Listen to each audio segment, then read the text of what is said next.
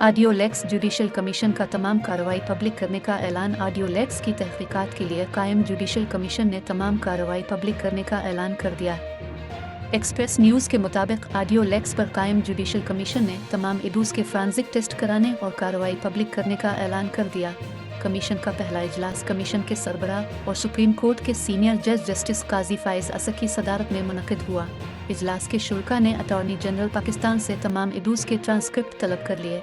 इडूज़ में शामिल तमाम अफराद के नाम, पते और राब्ता नंबर्स भी तलब कर लिए गए।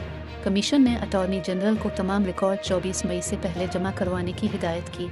तमाम मुलव्वस शख्सियात को तलबी के नोटिस भेजने का भी फैसला किया गया है।